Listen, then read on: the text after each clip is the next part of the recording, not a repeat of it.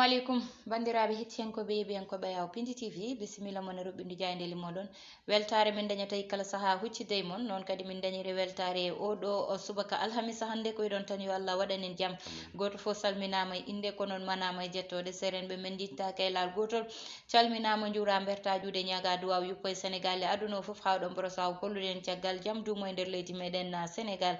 noon subaka fo banimon debbo Aissata Ndiaye on nebamo Moussa Niang baba no subaka o waɗi alhamdulillah sona Aissata Ndiaye jangol ene jokki ganda ko e nder Jali Jobe Sangomar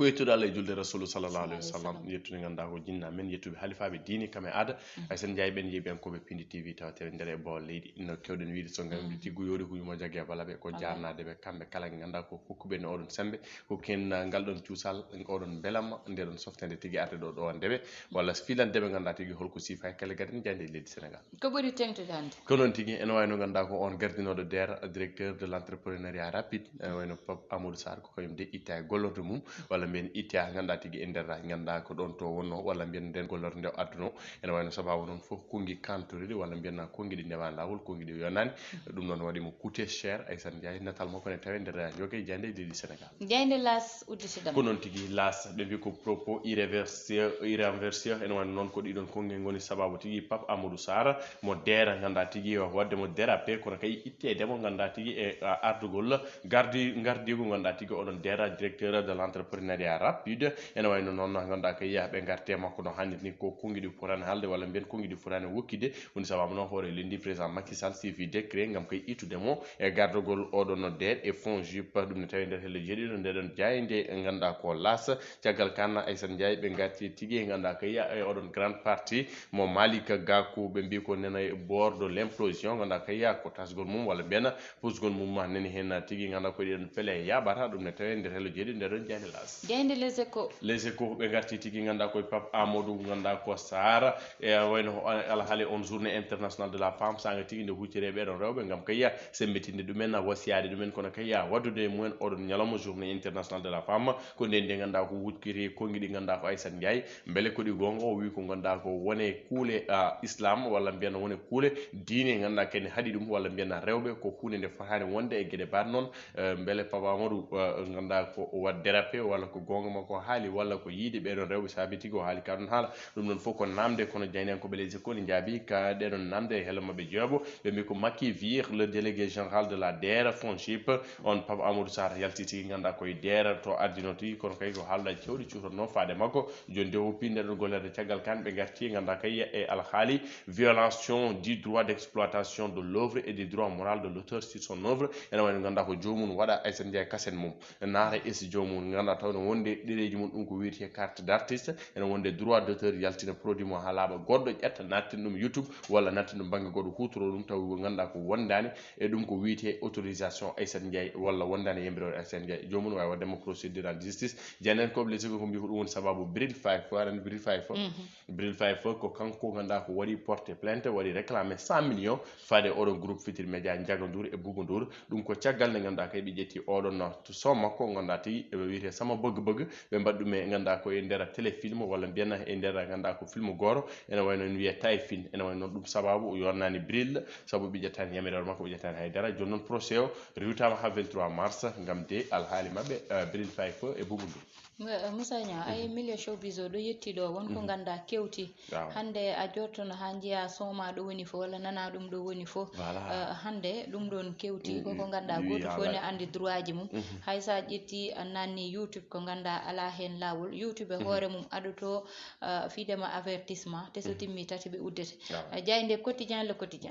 quotidien e Madiambal Diagne ɓe garti koye oɗon limogeage mo ganda ko o Pape Amadou Sarr ɓe garti no hanniti ɓe mbi ko yitama ko ganda ko poste makko ɗum ko caggal nde suuti ɗiɗon no kongi natal makko tawate nder ndeɗon jayde Madiambal Diagne tawi hello sappo e ɗiɗi nden jayde ene aɓe garti koye alhaaliya ganda kay oɗon suspension toto buntu bi ɓe monté ou pas de la porte ene wayno beele de on gorko ma yalto tigui ganda kay ko kaɗon landa buntu bi ɗum ko namdal caggal kan ɓe garti tigui ganda ko natal makko lamtoro Bourguédé Macky Sall ɓe mbi ko caggal ganda kay ko négociation toto Ukraine ene wayno noon Poutine e Macky Sall sur la même longueur d'onde ɓe joddima ɓe jewtidi kono kay hoore lendi holliti tigi ganda ko yewtere kono kay weltanade Vladimir Putin e on haqqille walla mbiyen on tama hokkimo ngam kay yewtere hakkude mabɓe. Vox Populi artema ko Pape Amadou Sara directeur mo DER ene wayno noon ɓe mbi ko sabre witama ha laaɓi l'islam, les femmes et les marabouts, les ineptiles offensantes qui lui ont coûté sa tête. Ay san Ndiaye alandi pula français ni wi avant de parler il faut réfléchir. Il faut réfléchir. Bien remuer la langue. Remuer la langue, voilà. Ay sonano kongi jon tan mon heddi to DER kono voilà non don tan be ngarti e ganda ko monde de la culture fina tawa be ganda ko Maguette Wade minen kam min ganda mo fewi Maguette Wade générique de fin be ko générique de fin ganda ko pour le percusseur so télévisé ndisan kanyum yalti aduna windi tarikh mum windi histoire mum yehi kadi bon voilà yo Allah yurmo ya famo Piindi TV e dennangal cakkirde mum kala duwonim ɓesgu Sénégal nder usta wallahi ndeysan jeyde ngendire le soleil ko don tigi e natal gorko mo Sinthiou Bambe o wiyete ko Mamadou Talla jagoro kalfinaɗo jangde ngendire leydi Sénégal éducation nationale les contours de la stabilité de l'école o arti tigi ganda koye ɗiɗon cifodiri ɗe ɓe ganda ɓe baddinuma ɗiɗon gomuji kala tan mbiɗa alhaali jangde leydi Sénégal ene wayno wiide makko kormogol ganda kay ko ɗeɗon alhaali kala ma yettine no hannirta ni kono kay e ngol ɗon ɓeydugol temedere kala temedere jeɗɗa 100% e ganda ko saaha kala won 220%. ɗum ɗon fof sifama e Sane Ndiaye o wi ko ganduɗa ko balɗe nogas jeetere e ganduɗa kay ko wasama jangguede walla mbiyen sukaɓe janggani ɗum o wiya kono ala ɗum ko wiyete fayre e oɗon haali par ce que onon compte horaire ma yurnide no hannirta kono kay oɗon rattrapage ma waɗe ha yettoto foti yetta ɗo campagne agricole budget mo gonɗa tigui yettima capanɗe jeegom ha capanɗe jeeɗiɗi milliard coprage men CFA ɓe gatti hen kamɓe ɓenen dene koɓe le soleil jayde enquête kolos enquête oɗon parrainage e sumgoji législatif capantati go lewru juillet 2022 ay Sane Ndiaye ɓe mbi ko l'épée de Damoclès ene wayno piégé pour l'opposition beele ko wasdeɓe e ɗiɗon sumgoji local saabi tigui ganduɗa ko oɗon gouvernement ene artira tigui ɗum ko wiyete parrainage beele ko ɗawde woni hen e yaade tigui e ɗiɗon élection ngaji législative fof ko namde kono kay wone mabɓe e kolliti tigui jaadani hen kono kay hunde nde fonda fo hani waɗede Déthié Faye ko non aligné uy ko le grand problème c'est le contrôle et la validation des signatures hol dewintoɗo ɗiɗon signature uji beele ɗe ɗum ɗon e laaɓi beele ɗe ɗum ɗon laaɓani uy ko ɗum ɗon woni caɗele ɗe gaddi ƴe goɗɗo ɗo wiyete ko Youssou Daw expert électoral uy ko parrainage wona fotani wonde motif Aissane Ndiaye wadde éliminé candidat baɗɗo série candidat tigui jakoraɗo fotani parrainage fotani jagguɗum e wasde yaade ɗiɗon sungoji ɗum woni ko sifi ɓen jayniyankoɓe enquête jayde libération ko noon tigui no kewɗen wini sona scandale tan ko révélation Aissane Ndiaye ene wayno ɓe gatti ko alhaali cybercriminalité ganda ko réseau ganda ko wonnoɓe ɗo e nder an mariste ɗo e mariste ɗo o nokku mo wonne ko ɗo ɓe gonɗo te kamɓe kala koɓe ɓiɓɓe nigérian naɓe kamɓe kala ganda ko Aissane Ndiaye ɓe joguino ko machine ngaji ɓe joguino ko portable joguino ko lewno appartement ji ko woni imprimeur en e foof téléphone ngaji ɗum to woni nder appartement immeuble R plus 4 woni 4e étage ko to min woni jogani machine ngaji mabɓe lot très important d'ordinateur et de téléphone portable ko ɗum ɗon woni komi jogui ala noon ko woni meccal mabɓe sowona wadde cybercriminalité wadde hakke wadde falsifié compte aji wadde ɗumen ganda ko bonnude compte aji janandi wadde virement ji e gueɗe baɗe noon ɗum noon wonno koɓe liggorno kamɓe kala ɓe paama junggo section de recherche faye mabɓe junggo vidéo ji image uji compromettante e gueɗe baɗe noon fof tawaɗo te wona ɓiɓɓe leydi kam fof ko ɗum tagi Moussa Niang yo yimɓe ɓe ndento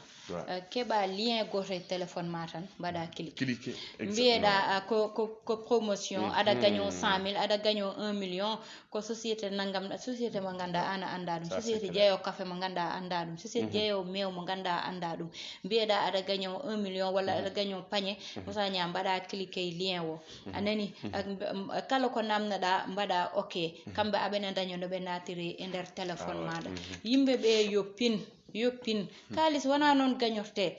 kalis ene gañede kono wona noon gañorte on jiyani hay goto ɓiɗo mi gañima hen naggam walla mi gañima hen naggam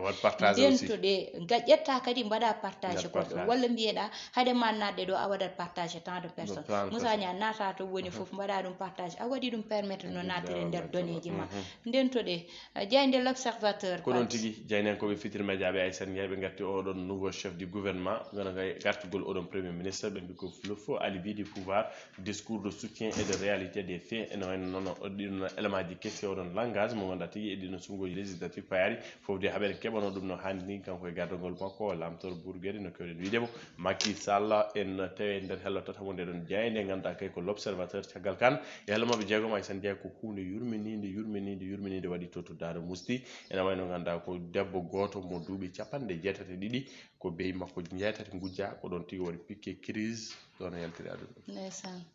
wuyɓe ɓe poti hersude Moussa debbo mawɗo wallahi ndeysan 82 gujjo noon ɗum beyi mum jeetati wallahi ɗon ma yalta aduna yakare muɗum fof fawno koye beyi muɗum joguino mbaɗon ɗum noon ne hawni dal jeyde stade coftal balɗe udditamal ko noon tigui ɓe mbi ko Bernabéu Real Madrid Benzema Bale Paris ene wayno noon ganduɗa ko fattange tigui Benzema heeɓi wadde triplé e nder tigui oɗon stade mum Real Madrid ɗum ko caggal match alinde Mbappé marquino oɗon bi gadano hanki Mbappé marqué on bi gadano kono hatta tigui Benzema delini ɗiɗon gacculi laaɓi tati Real Madrid elmini Paris ne wayno ko kamɓe tigui mbaɗi qualifié Pochettino kongi mumen tawi nder neɗɗo jani c'est le pire qui pouvait nous arriver on ko goɗɗum ene wawno tigui arde hen e ko jaa hen e gueɗe ban noon Carlo Ancelotti mo entraîneur Real Madrid o wi ko Benzema est un fantastique leader ganduɗa ko wonde capitaine wonde kadi mawɗo wonde tigui ganduɗa ko ɓeɗade bon club kono kay jeede jogade fartange tigui ganduɗa ko yaltinde club mum e caɗele so Aissane Ndiaye hanki so Real Madrid qualifie walla Benzema so kama homme du match ko hunde nde handi ɗum woni ko sifa e nder kele gaɗa jaadi e leydi Sénégal noon tigui udditen hello wongo e banggal gongal garen Moussa Ndiaye konnguɗi ganduɗa ɓenni ɗo woni konnguɗi tagdima taw ha kanko Papa Amadou Sarr o itta e lawol DER walla o itta e DER ɗum ɗon noon Moussa Ndiaye woni ko ganduɗa hande ko no wiyete ni saaha fo demgal ne tato walla neɗɗo ne won adda jumre nde ganduɗa haala ko ganduɗa koye nder suudu muɗum hewno haalde walla hakkude sal muɗum ha yettoyoyi penci noon adda tampere Moussa Ndiaye saabu hande mbi sikki tan kanko Pape Amadou Sarr o ronkani ko haali e so huccite rewɓeɓe ko ganduɗa nadde banggal diine e ko way noon saabu diine Moussa Ndiaye kala ko neɗɗo waɗi hen woni koye deftere mawde nde yo yimɓeɓe gandat ɗum goppita hen haqqille no fewi te deftere mawde nde Moussa Ndiaye kala ko woni hen ummi koɗo Allah yo yimɓeɓe mbattu hen haqqillaji no fewi mbasa memde ngal ɗon banggal ɗum ɗon noon Moussa Ndiaye mbi sikki tan ko mbiyanoɗen nde ɗo balɗe ko wasde programme addata ɗum ɗo foof e wasde wadde préparé saabu so wiyama hande 8 mars nene ara kanko omo wawno ƴewde holɗo wawno haalde saabu hande omo dañi ko haali ha kanko Papa Amadou Sarr saabu noon DER waɗi financé Moussa Ndiaye rewɓe hewɓe DER waɗi ɗumen financé ha worɓe ɓe ina tikkatno wiide DER watta financé tan ko rewɓe saaha fo mbeɗe toñaɓe mi wiyaɓe saabu ko rewɓe ɓe goni yoɓoɓe ñamale ɓe Moussa Ndiaye ƴeewa DER ko waɗi financé DER ko addi hande DER sukaɓe ɓe walliti DER laaɓi ganda ndewi hen ɓe ganduɗa hande gudditi liggeyaji mumen ko hen ndewi Moussa Ndiaye ɓe ganduɗa hande ɓuuri wadde renforcé atelier ji mumen e entreprise aji mumen koyde rewi mbeɗi sikki oɗon programme yonino neɗɗo darade 2 heures de temps ne haala hen tawa gasata tawa aɗa waɗa cité nokku sangam min maɗi to naggam ko wona natɗe ɗo ganduɗa addata ko tampere Moussa Ndiaye ha adda ni jarana neɗɗo place muɗum itte saabu hande Moussa Ndiaye président Macky Sall won ko sohli goɗɗum ko wona darotoɓe ina ñinga hanen jana e dow diine walla ina jana e dow l'islam programme makko nane leydi ndi ne wayno leydi amo liggi ne wayno leydi o ala haalan ɓemo ko ɗum ɗon woni probléme o Moussa Ndiaye alani Aissane Ndiaye ko ɗum noon tigui pour la stabilité du pays ɗon ñanden timmani hay une semaine sa yimen kala haala Imam Sall hande tigui ganda ko o arene surtout ɗiɗo kongi c'est vrai no mbiɗa ni ene waɗi discours aji goɗɗi DER waɗini kala hay ko DER waɗani kala hay ko DER waɗani ɓuuri mo ganduɗa ko même de la religion parce que elle est sacrée hay goto yiiɗa foi mum meme hay goto yiiɗa oɗon banggue meme saka ala ko haali ganduɗa kay ko wiide religion ko wi ko salminde debbo wona hunde fonde wonde nangam sangam donc il a vraiment erroné il a dérapé wadde o perdi DER ganduɗa ko no mbiyata saɗa haala voilà wirlu demgal ma laabi jeediri ko adi kala wukirdi don kongi nde wonon kongol ko ndiyam so rufi hotata voilà c'est ça non tigi Moussa Nia yobe ngarantu gardiɗo leydi ndi e programme uji muɗum Moussa Nia a tero nanɗo ɗum ko ganda ko kañum woni ko mahete parcelle ko e ko way noon fayi banlieue o BRT kañum ne Moussa Nia nanɗon te koko nafata te tero noon Moussa Nia haade ma ande nafat heure de descente yonta yimɓeɓe posta jippade ha jaaha Dakar jiya cente e ranguji ganda jahat ha yimɓeɓe tali woni dañat embouteillage nda yimɓe fotɓe yaade jettoyde oɗon train ɗum ɗon fof hande koko foti hollitede koko foti yimɓeɓe andude ɗum so waɗaka communication noon ɗum ɗon andetake sohlaka hande darade tan wiya yumi yane dow Sonko beele mi waɗa ko ganda gardiɗo leydi ma welto yumi yane dow Karim Wade beele mami weltin gardiɗo leydi wona toon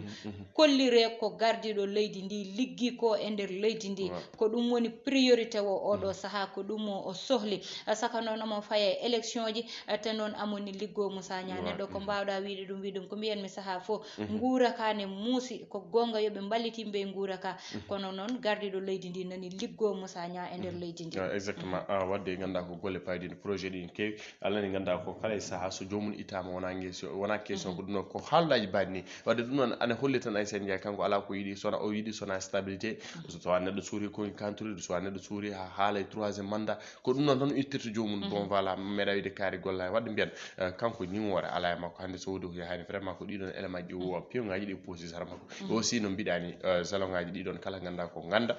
o woni koye ganduɗa koye golle wallidemo bon par sa yi leydi ndi foof a ɓuurani hewde diplôme aji a ɓuurani hewde gandal a ɓuurani moƴƴude a ɓuurani yummiraade moƴƴo a suɓama waɗama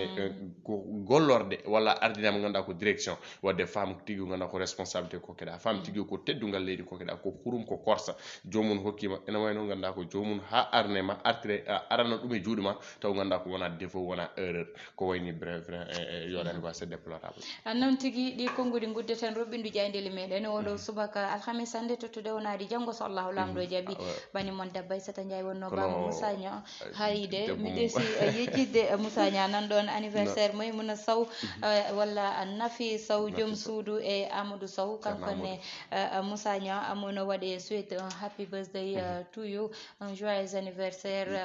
balɗe juɗɗe battane moƴƴe Moussa Nia Allah barkina ɓesgu fo liggeyaji e fo Moussa Nia bokki jalluɓe yimɓe moƴƴuɓe nawrama to Matam e kaggulade franchement bon voilà gallo foof en juurimiɓe en wimo kadi yo Allah jundu balɗe moƴƴude battane ya barke Allah amin Mansour Sow Alias Thiat heɗano e banggal caméra o goɗɗo caméra woni heɗanno en toon ko Ibrahima Thiambane